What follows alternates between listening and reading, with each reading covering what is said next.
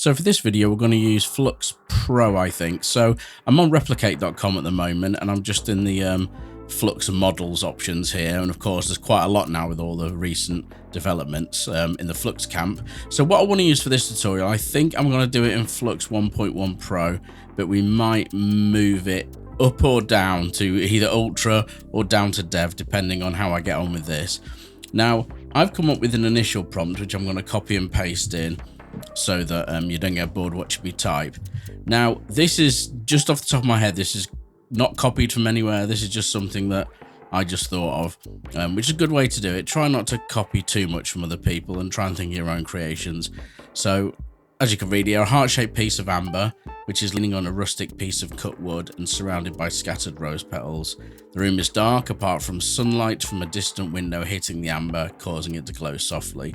Now, this is just something I pictured in my head, in my imagination, and I thought, okay, how to describe this? So I kind of, in my head, I know what I want, and that's a good place to start, rather than just kind of randomly typing in different things.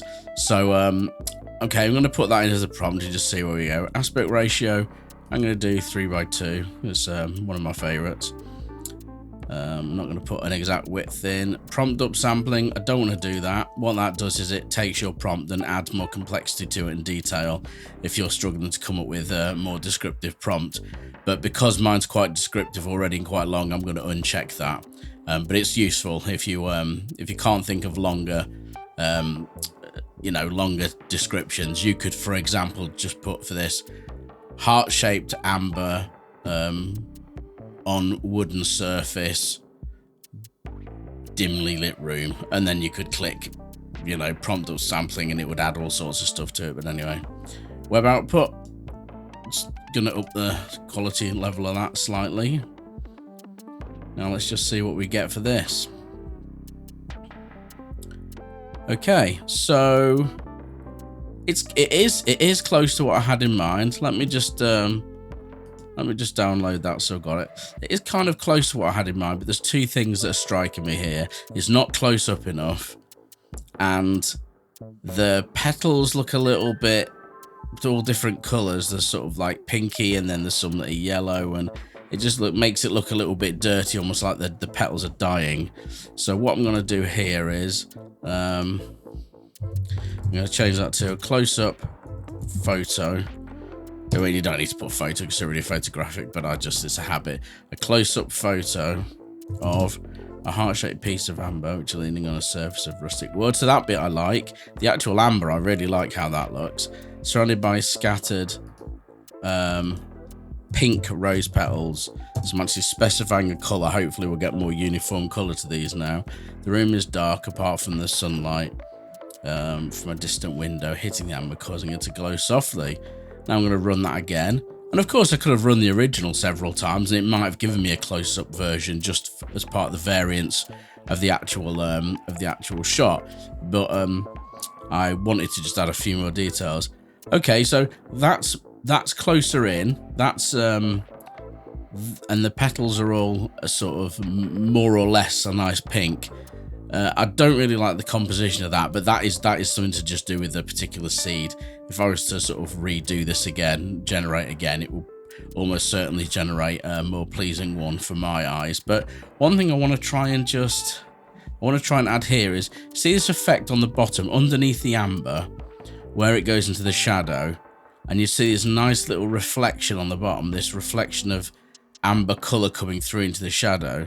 That's called caustic effect, and it's like when you get light shining through a glass bottle or some liquid and it projects that lovely sort of colored light pattern into the shadow on the other side. That's caustic. So now I want to try and enhance that if I can, because I really like that effect.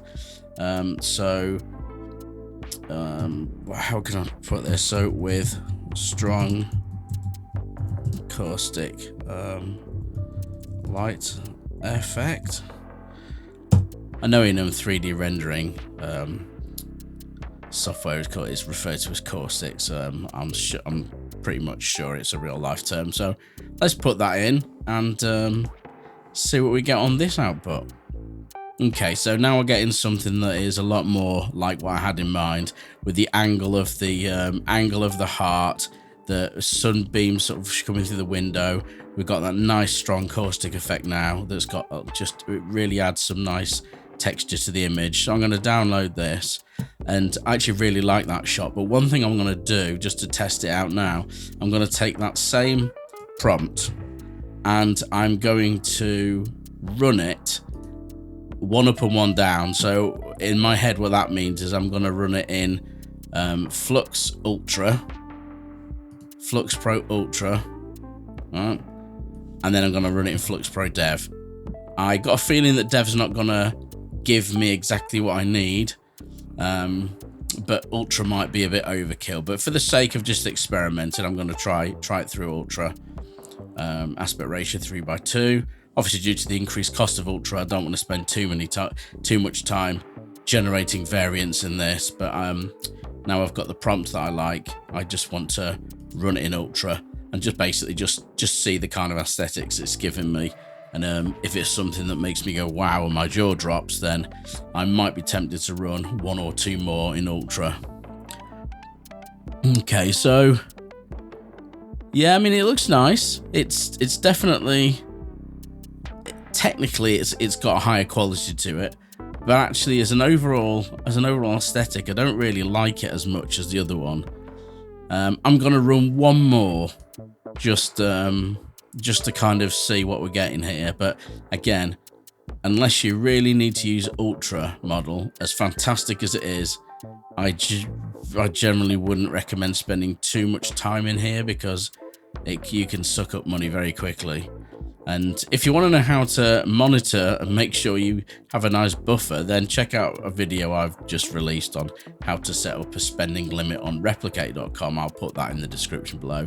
So yeah, again, I can tell, you know, it's got nice high quality because of the high resolution, but I don't actually like the look of the amber on this. So no, I'm going to come out and go back to, let's try just Dev, just normal Dev.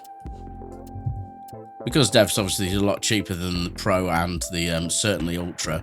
If I find now that sort of downgrading, as it were, to Dev, even though it's an excellent model, we can give ourselves a few outputs here.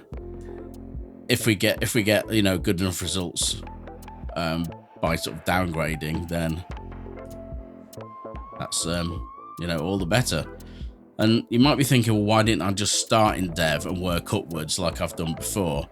And the only reason I didn't really start on this is because I've done some images fairly recently that were based around kind of like, not this amber heart, but something like product, like frosted glass bottles and things like that, for like a product photography kind of environment, for like a sort of imaginary perfume brand. And I just wasn't amazed with how the results came out of sort of vanilla Flux Dev. And when I did it in Pro, 1.1 Pro, I was much happier with the results. And because this is along the same lines, I just had a feeling that it wouldn't work too well in Flux Dev. So there we go. That's how I've got a few little variants to take something to a final point. And in the end, it was Flux Pro 1.1. And it got a great result in a couple of runs, and I'm very happy with it.